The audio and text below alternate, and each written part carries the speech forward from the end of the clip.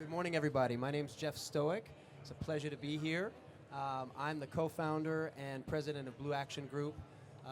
Among other things, we are building out the industries of the future in a 230 square mile free trade zone right across the water in Freeport, Grand Bahama. So we're doing heat-resilient corals. We're doing distributed wave energy converters for a Starlink under the ocean. We are doing underwater data centers, all sorts of interesting technologies related to oceans, climate, sustainability. Uh-oh, we're going to get... We've got some competition here. Anyways, I'm very excited for this panel this morning on regenerative and resilient development. We're going to be talking about bold strategies across an array of sectors and how we can not just survive in the face of accelerating and intensifying risks and disruptions, but thrive. And so I'd like to, can everybody hear me okay? Right, we're good? All right. I'm going to do some introductions here. I'm going to start left to right. Michael Berkowitz, Executive Director of the Climate Resilience, my left. So, Executive Director of the Climate Resilience Institute at the University of Miami and founder of the 100 Resilient Cities project at the Rockefeller Foundation. Daniel Blackman, founder and CEO of Renaissance 94, former EPA Administrator for Region 4, and founder of Ascend Global Partners. Tony Cho, founder of Cho Ventures, co-founder of the Future Cities. Sorry? Yeah.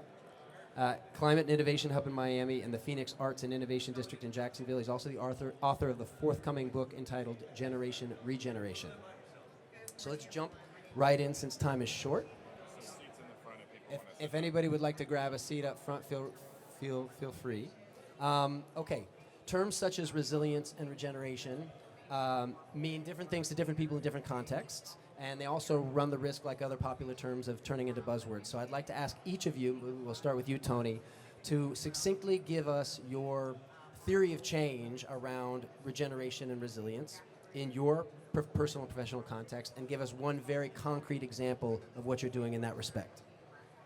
So this is an important question because language is everything, and I think language can bring us together, or language can separate us. So basically, you know, the opposite, when you start at the spectrum of degeneration and you go ultimately to regeneration, you stop through sustainability, which has been kind of the buzzword for the last couple of decades, which to me has largely failed to galvanize people. And then you go to resilience, and then you go to regeneration, where basically you create systems that are self-generating. And that's, I think, what we're all looking for. Not things that just maintain status quo, which is what sustainability is, but how can we go beyond that and create systems that are intelligent enough to repair and heal and regenerate. That's why we call it regenerative agriculture, to repair the soil. Regenerative medicine, we're seeing that where bodies can actually heal themselves. So I think regeneration is the next evolution of this movement that just makes sense. And it's not political, it's not religious, it's just practical. Can you give us one concrete example, just to bring it home for the audience, of what you're doing in that respect? Well, I mean, I think really it starts with working with the individual. I mean, there's a lot of mental health issues and loneliness, and I think a lot of that has to do with how we're using technology. So I think it's about designing. I think that basically it's a design flaw where we're seeing a lot of these epidemics of loneliness and suicide and depression, and it's how we design cities and spaces to connect people. Because right now we're designing them through the car, through garages to disconnect people. But how do we bring people together? And you are seeing examples of that where it's biophilic designs and complete streets. And there's a lot of 15-minute cities concepts, blue zones. There's a lot of frameworks out there that are promoting similar things. And we're starting to see people actually latch on to this. And we're starting to see better health outcomes in cities. Same thing when you reforest or you do permaculture and you're not doing monocropping for the soil. Okay, great. We'll unpack this in a minute. Daniel, go ahead. So mine is more on the policy side. As it was mentioned earlier, I ran the Environmental Protection Agency under President Biden. And so it's very different seeing the transition between an administration for those of us that are in the United States and how policies can increasingly shift a narrative. And so what we've done around that area is we've uniquely taken advantage of this moment, right? Because I think that sometimes, especially in the U.S., when we see a shift in policy or administration, we tend to, kind of wait that administration out versus trying to find innovative ways to weaponize these stages in these rooms. So we've taken multiple approaches. I'm based out of Atlanta, Georgia, so I know some of you may have heard Mayor Dickens speak earlier. We're working with cities around resilience. We're deploying capital. We just did a $50 million solar initiative in Illinois. And we're looking at lowering utility rates in one of the poorest areas of Illinois, which is East St. Louis. So our job and our commitment as an organization is to continue to maintain the momentum that was created, not just in the last administration, but over the last several years. The first day of my job as an administrator to the Environmental Protection Agency, we started something called Journey to Justice, because in areas like Jackson, Mississippi, where the water infrastructure is, quite frankly, depleted, they live under the threat of a boil water advisory, and they have been for decades.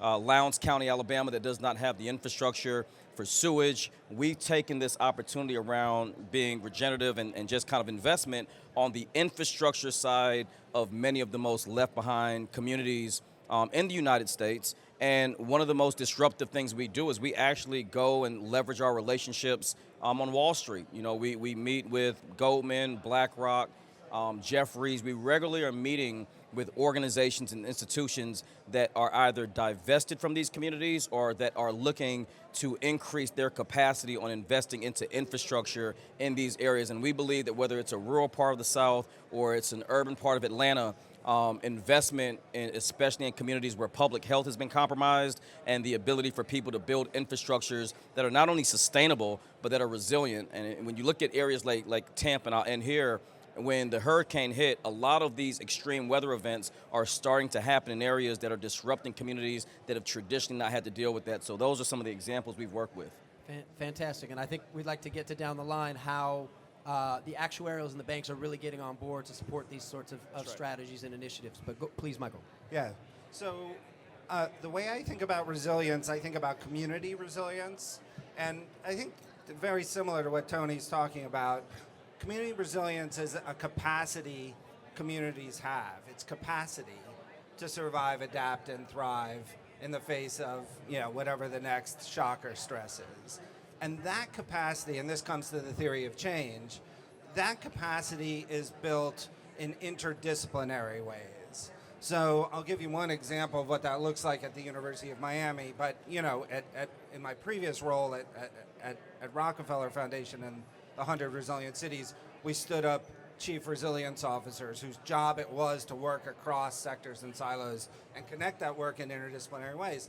What that looks like at the university is we have researchers doing work on new materials and engineering, on new designs, biophilic designs and other kinds of designs and architecture, on new kinds of nature-based solutions, growing heat-tolerant corals that can survive marine heat waves, and at the School of Medicine, understanding the impact on health.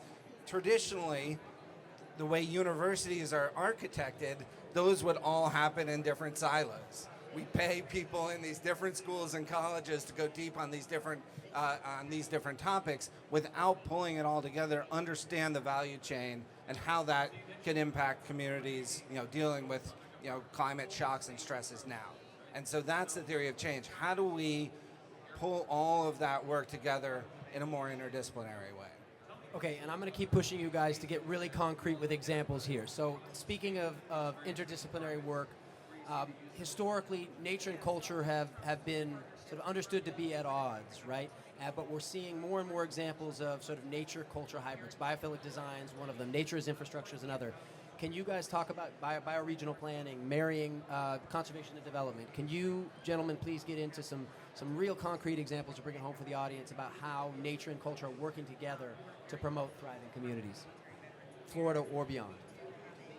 We were just talking about it. We were just talking about the underline, for example. That's a piece of environmental infrastructure that's transforming health outcomes within Miami-Dade County right now. For example, I think someone's from the underline is here, right? And we were talking about the Bright Line, for example. These are pieces of infrastructure that's taking cars off the road. So when you talk about that, what is the impact that has? For example, the Florida panther is an endangered species. It's an emblem species that we work to protect. And what is the main predator of the Florida panther is a car, right? So we lose 30 panthers a year. So when you look at infrastructure like animal crossings, or you look at trains that are taking cars off the road, you don't really think of the impact that it happens down the chain. Or for example, I have a retreat center in Central Florida. Behind us is a watershed of the Everglades, is the headwaters of the Everglades, behind, south of Orlando, which flows south. You have the headwaters to the St. Johns River, which flows north. That provides water to 13 million Floridians. If we don't protect that, or we're filling in those wetlands, we're impacting our water source. So it's understanding this concept of more of holistic development. That's what bioregional is, and what you do upstream has an impact downstream. So that type of infrastructure that we're seeing, or the Reef Line, for example, in Miami, is a project that we help support as well and prop up. And they're creating an artificial reef in Miami, which is revitalized, creating resilience for coastal areas, flooding, we talked about, storm events. That's using technology. They've got coral laboratories that are prototyping new coral that can withstand increased temperatures. So we're starting to see these types of deployments happening, and it's science-based, it's nature-based. And I think people like to romanticize the idea of rewilding or biophilic. It's not that we're bringing panthers and wolves into the urban core. It's how do we coexist in a way that doesn't decimate our own civilization? We all know that we need bees to survive, right? So if the bee population collapses, our food supply collapses. So I think it's just thinking, that's really what regenerative thinking and interconnected thinking is all about. Yeah, let me just pick up on that. Who knows what the underline in Miami is? Does everyone know what that is? So it's a 10-mile linear park that runs under the metro. And the thing that makes it, the disciplinary issues that make this difficult is it transportation? Is it culture? Is it nature? Is it recreation space? Is it public health? Is it flood resilience? It's all those things in small bits. And so you need to figure out how you can, there is not a department at the county that's responsible for all those things. And so the disciplinary silos that we get into tend to constrain us from designing these kind of interventions that create more resilient cities. And so figuring out how, you took a visionary leader in Miami to kind of come up with that, and then bludgeon the various departments at the city and the various cities and the county to supporting it. But I think that's where we need to go in terms of figuring out how to make the connections across public health, transportation, culture, and so on. Are there key wins from that example that we can then export to other jurisdictions? I mean, were there particular leverage points that were utilized for those successes?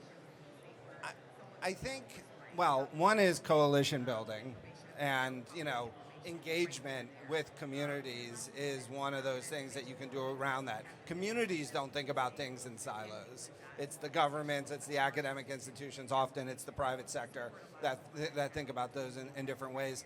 I would also say that the underline is the part of a larger movement to repurpose and regenerate derelict space in cities. It came with a lot of inspiration from what's called the High Line Network, named after a New York City intervention. And so I think that's another, cities teaching cities. It's a little bit about what this conference is about. That's where the inspiration comes from. Great.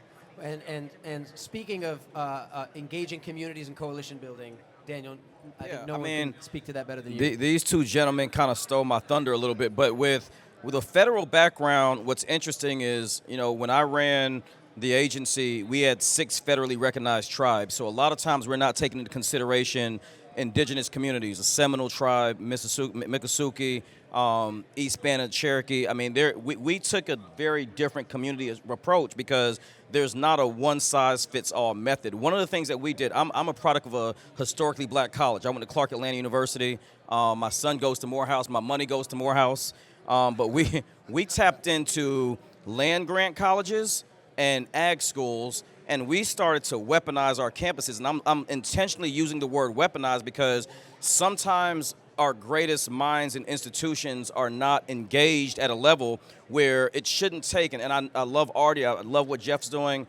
A lot of the young people that we need in those minds aren't in this room right now. So the ones that are in the room, we have to start galvanizing around. Like, it's great to be able to meet, an executive or a CEO or a city planner, but sometimes there's a student that's going to be the next inventor of an innovation or technology or a way to electrify the grid. And I don't want to get too far off of where we are, but I think it's more about the ideation, number one. How are we building around capacity so we're not reinventing the wheel? Number two, how are we engaging new voices, right? Because one of the biggest challenges that we've faced, especially in the climate and energy sector, is most people in those areas have been in these areas for 10, 20, 30 years. What does it look like to build the bench? What does it look like for the people that come from these communities that either are dealing with public health issues or land conservation or animals?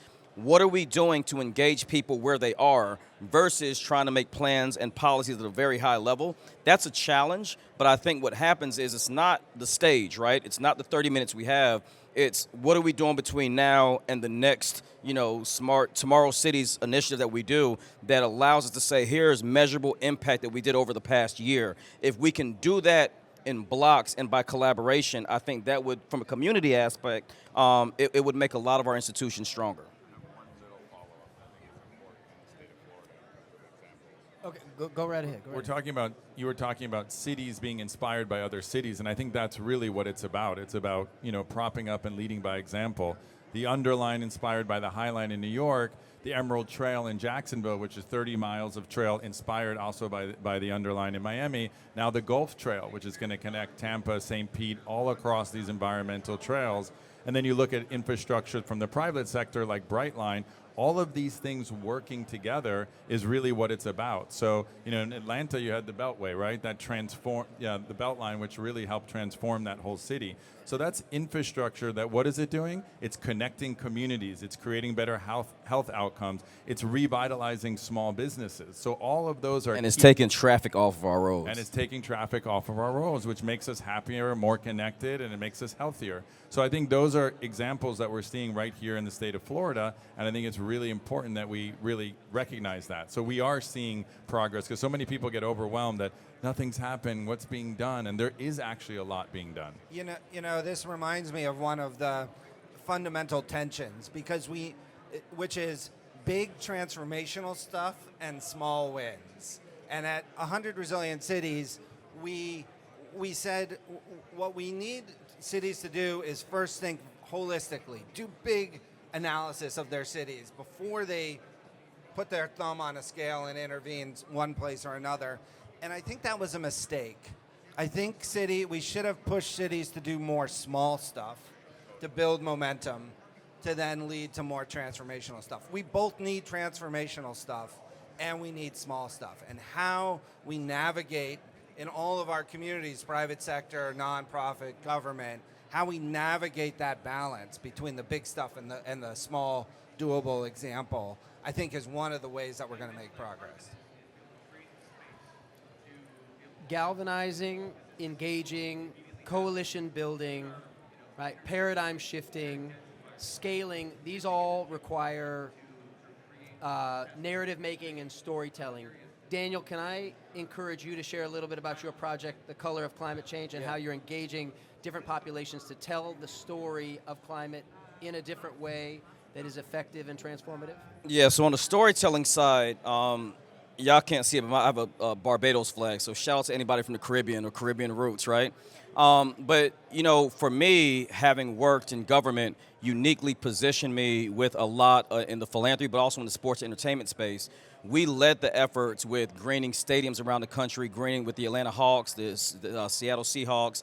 Many of these areas we leveraged through alliances with groups like the Green Sports Alliance and different groups. I also represent Billie Eilish with her tour, so we turned a portion of Billie's tour into this environmental social impact experiment where we convened young people around impact. So one of the inspirations behind The Color of Climate was that in Atlanta, what Mayor Dickens didn't say earlier was there's a zip code. If you know Atlanta, you have Buckhead, Midtown, and you have the South Side.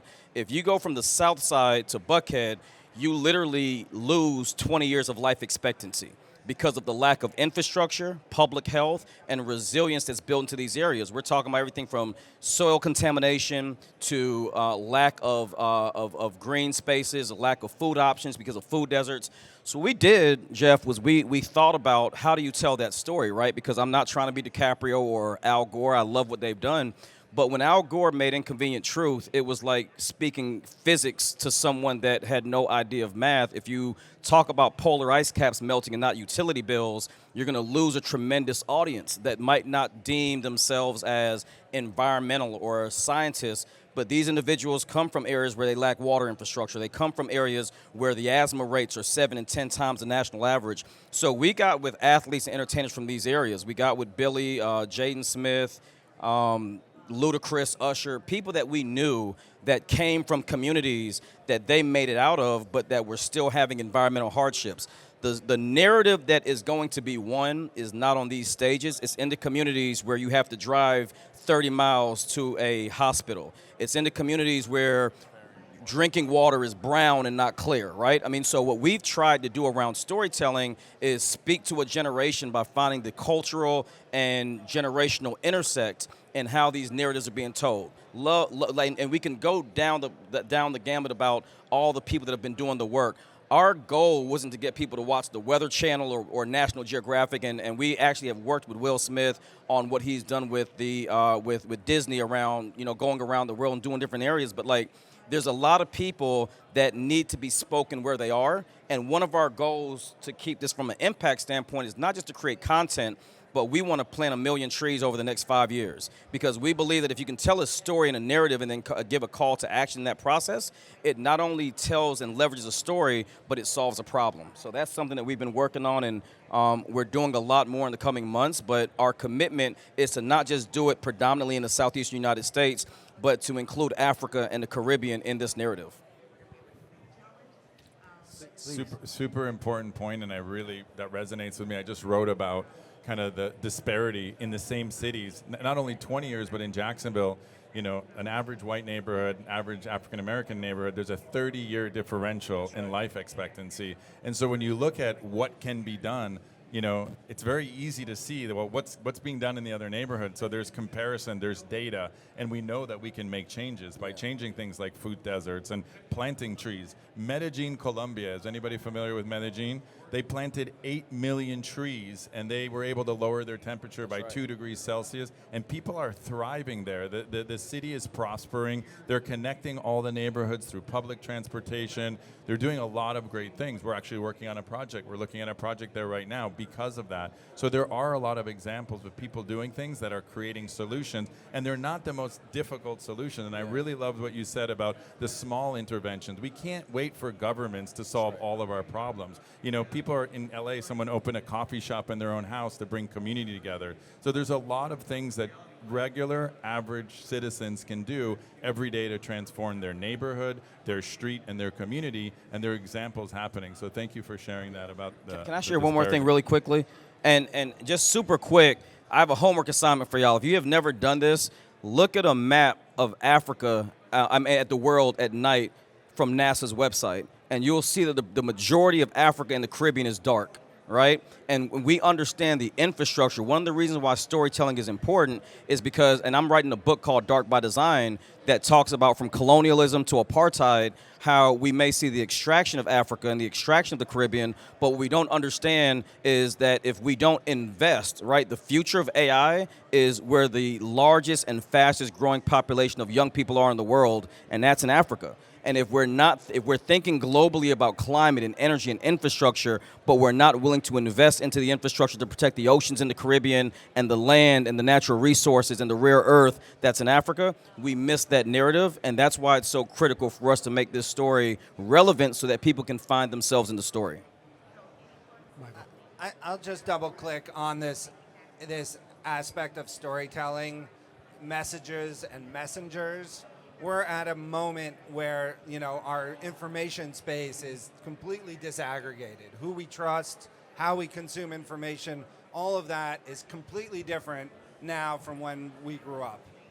And I think I came to University of Miami 2 years ago, and my idea was Florida should be the place we study that because it's completely diverse. It's diverse politically, it's diverse culturally, it's diverse racially, it's diverse economically.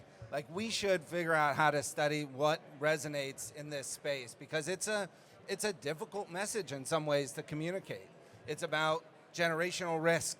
It's about where you grew up not being available for your grandkids. You know, all of these questions. But what resonates with me isn't going to resonate with someone else. And so understanding this question of messengers and messengers, I think, is a big piece of work that we need to do. I wish we could say we're doing it at UM. We're not really, but this is one of my goals for the next couple of years, is to launch a project that looks at how we do that. What are the techniques? What are the messages and messengers? So I think it's reasonable to think in this day and age that politics rules everything, runs roughshod as a juggernaut over everything that we do.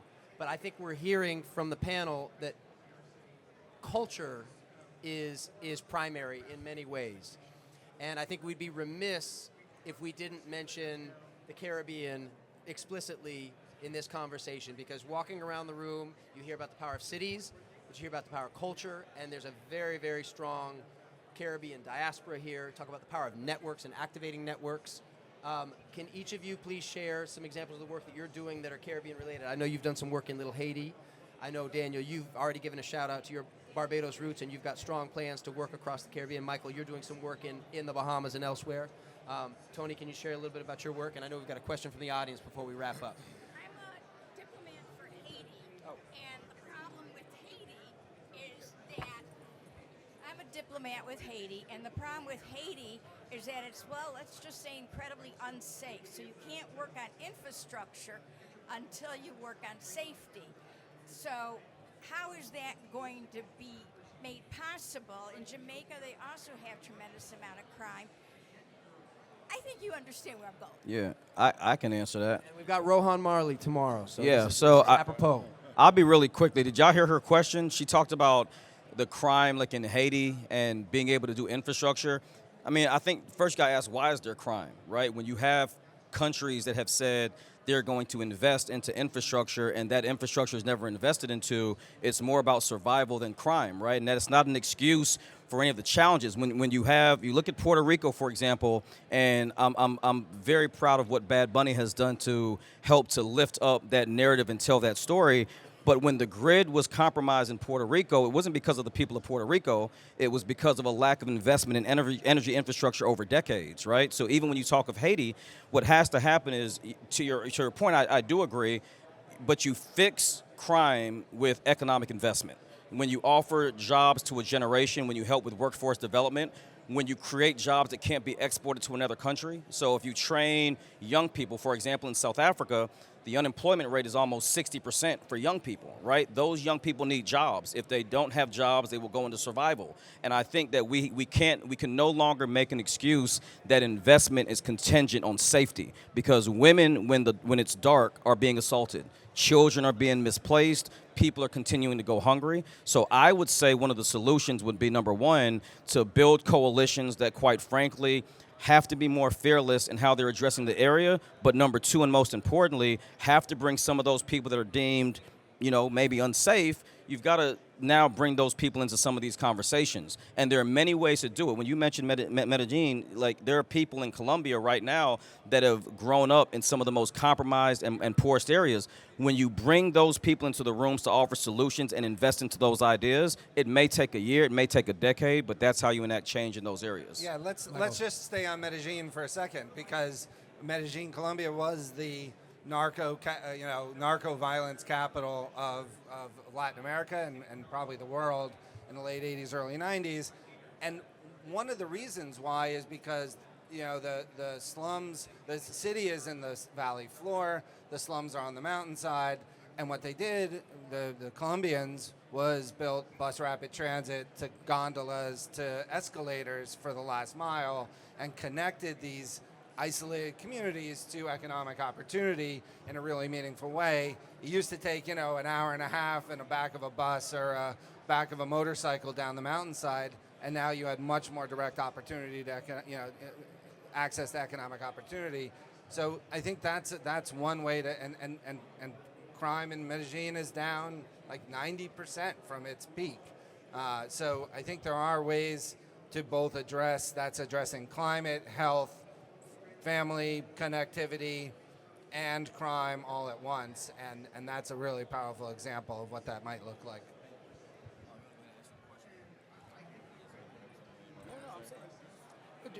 culture in the Caribbean, but we're over time. So unless you've got something that you absolutely have to share, I want to ask each of you to provide a tangible, practical, feasible call to action to the individuals listening right now.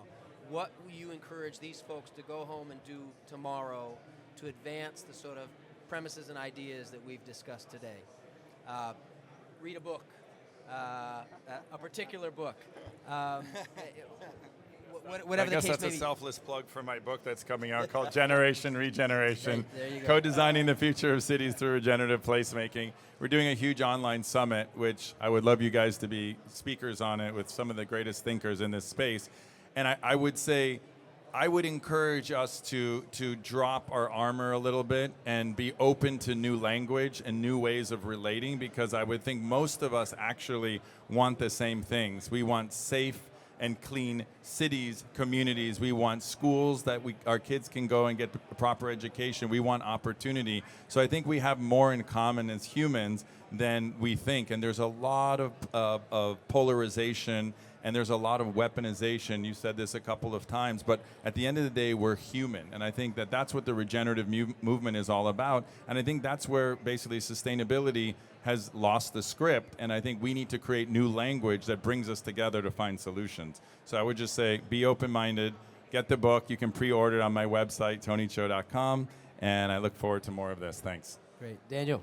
I'm going to be at the right or your left of the stage after, so we can talk further, but we would be naive to not see what's happening in the world right now. And I think that a changing of a world order presents two opportunities: either a burial of something or a resurrection of something.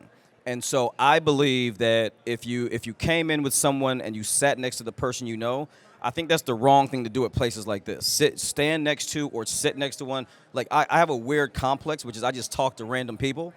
And I think we need more of that, right? You need to know, you may be from Spain or Madrid and somebody else may be from Ethiopia or from Jamaica.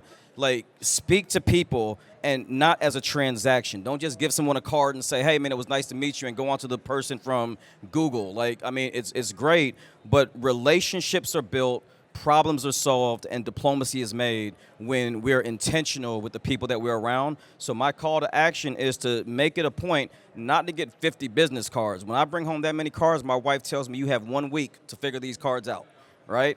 Don't try and just meet everybody in the room. What I would like you to do is meet 3 people, 2 people, however, but make it a potential interest that you want to build a relationship with someone you meet outside of your familiarity. Daniel, I want my business card back. Come on, man. Just very quickly, I would say there are moments where we will be able to make change, like fundamental change is possible. The analog is, we've been talking about work from home since the 70s, and we haven't been able to make it work, and then early 2020, we had COVID, and everybody who could work from home did work from home. And what's the analog for the kind of change that we're thinking about? There will be disaster, there will be shock, and how can we make the most of that tragic, unfortunate situation to have the communities, the cities, the society we want to live in? Bravo. Please join me in thanking this panel. Thanking our moderator, too. Great questions.